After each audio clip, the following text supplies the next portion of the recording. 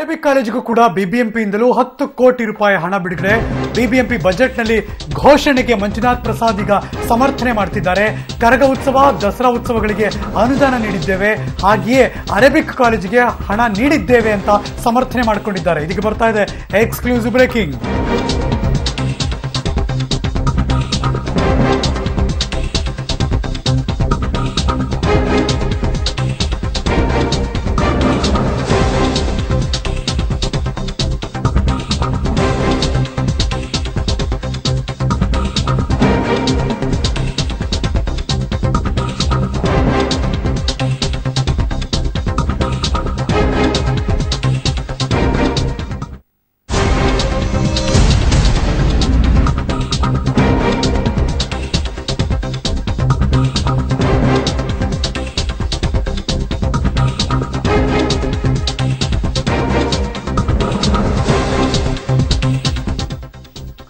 ಇದೀಗ ಬರ್ತಿರುವಂತಹ breaking news.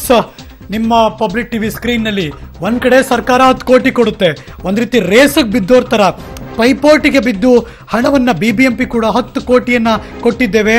ಅದಕ್ಕೆ ಉತ್ತರ ಕೊಡ್ತಿರೋ ಸಮರ್ಥನೆ ಏನಪ್ಪಾ ಅಂದ್ರೆ ಕರಗ ಉತ್ಸವ, ದಸರಾ ಉತ್ಸವಕ್ಕೂ ಅನುದಾನ ಕೊಟ್ಟಿದ್ದೀವಿ, ಹಾಗೇನೆ ಅರೇಬಿಕ್ ಕಾಲೇಜಿಗೂ ಹಣ ಕೊಟ್ಟಿದ್ದೀವಿ ಅನ್ನೋ ಸಮರ್ಥನೆ. ಎಲ್ಲಿಂದ ಎಲ್ಲಿಗೆ ಸಂಬಂಧ ಇದು?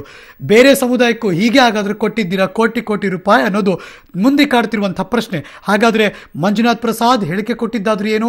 ಬಿಬಿಎಂಪಿ ಪಾಲಿಕೆ ಆಯುಕ್ತರು ಒಂದೇ ಕ್ಷೇತ್ರಕ್ಕೆ ಕೊಡೋದಿಲ್ಲ. ನೀವು ಅದು ಬಜೆಟ್ ಬುಕ್ ಅನ್ನ ತೆಗೆದು ನೋಡಿದಾಗ ಹಲವಾರು ಸಂಘ ಸಂಸ್ಥೆಗಳಿಗೆ ಕೊಟ್ಟಿದ್ದಾರೆ.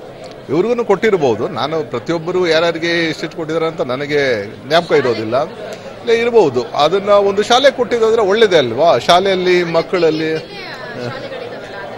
ಅಲ್ಲ, ಅದಕ್ಕೂ ಕೊಡ್ತಾರೆ. ಬೇರೆ ಬೇರೆ ಸಂಘ ಸಂಸ್ಥೆಗಳು ನಡೆಸೋ ಅಂತ ಒಂದು ಸಂಸ್ಥೆಗಳಿಗೂ ಸಹ ಕೊಡೋ ಅಂತ ಪದ್ಧತಿ ಯಾವುದು, ಇದನ್ನು ಹೊಸದೇನಲ್ಲ. ಇದು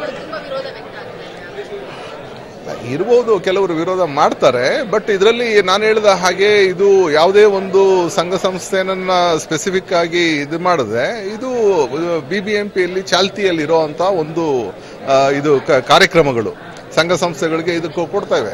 ಈಗ ಕರಗ ಮಾಡೋದಕ್ಕೆ 1 ಕೋಟಿ ಕೊಡ್ತೇವೆ, ದಸರಾ ಮಾಡೋದಕ್ಕೆ ಕೊಡ್ತೇವೆ.